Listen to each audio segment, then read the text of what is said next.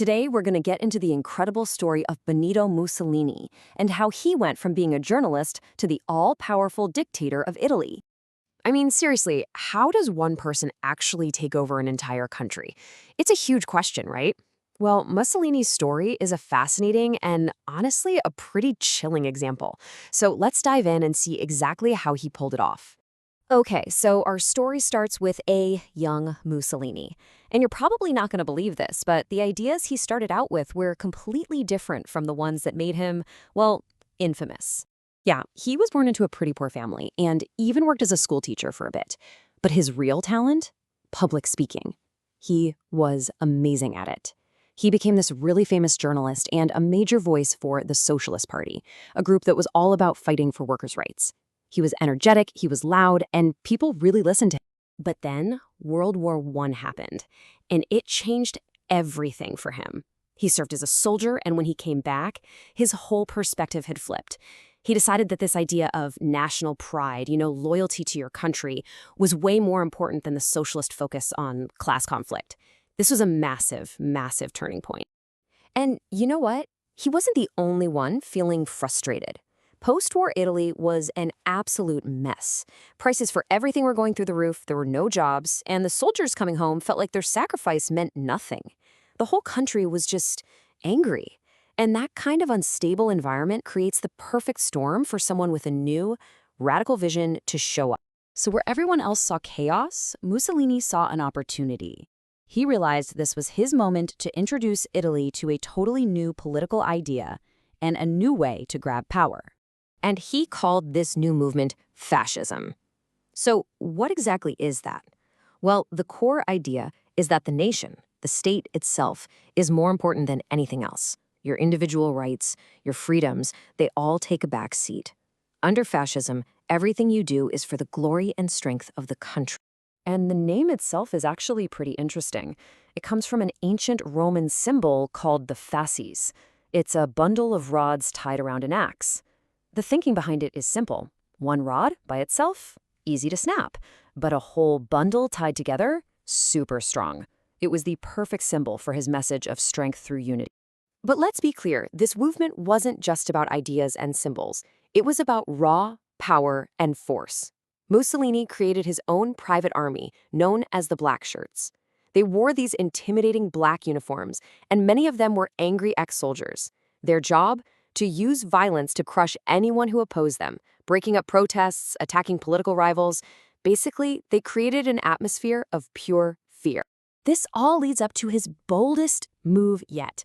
In 1922, he threatens a march on Rome with thousands of his armed black shirts. Now, Italy's king was terrified of a civil war. To avoid all that bloodshed, the king did something pretty unbelievable. He just handed Mussolini the job of prime minister. Just like that, Mussolini took power without a single shot being fired. But here's the thing. Being prime minister, that was never going to be enough for him. Now that he had real power, he could change the rules of the game. And he moved fast to make sure no one could ever challenge him again. Within just a few years, he dropped any pretense of democracy. He gave himself a new title, Il Duce. In Italian, that just means the leader. It was a crystal clear signal that from now on, he was the one and only person in charge. So, how do you build a dictatorship? Well, Mussolini basically wrote the playbook. First, he banned all other political parties. Boom, no opposition.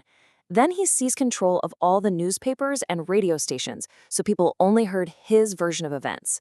He created a secret police to spy on citizens, and he even changed school lessons to teach kids total obedience to him. You can see how, step by step, freedom in Italy was just erased. When you break it down, his control came from a few key tools. And you can see here, propaganda was his #1 weapon. 40% of his effort was just shaping what people thought. But he also relied on that secret police force, on youth groups that train kids to be loyal fascists, and even on big public building projects. It was all part of his strategy for absolute control. And that propaganda was relentless.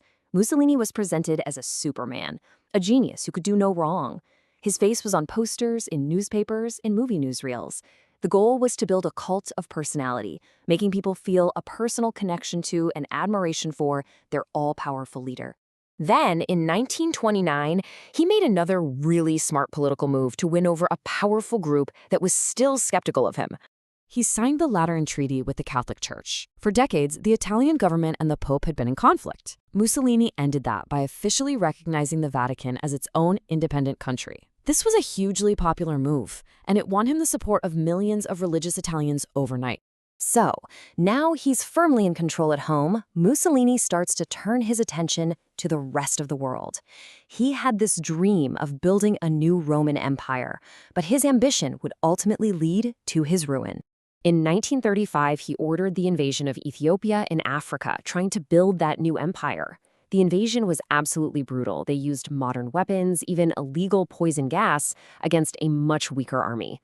This aggressive act of conquest made other European nations look at him as a dangerous threat to peace.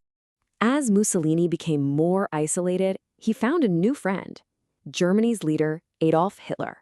And it's not hard to see why they got along. Their ideas were almost identical. Both believed in extreme nationalism, using the military to expand their borders and having total control over their countries. In 1936, they made their partnership official, creating the Rome-Berlin Axis. This single alliance would eventually drag Italy into World War II on the side of Nazi Germany, a decision that would prove to be a complete disaster for the country. The war went terribly for Italy. In 1943, Allied troops invaded, and Mussolini was removed from power and arrested. He was briefly rescued by German forces, but his regime was finished. The end finally came in April 1945. While trying to flee the country, he was captured and executed by Italian resistance fighters, marking the definitive end of his rule. And that brings us right back to the big question. Mussolini's story shows how one person can take over a country by promising to fix its problems and restore national pride.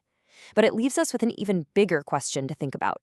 What is the true cost when people are willing to give up their freedom in exchange for the promise of stability and order?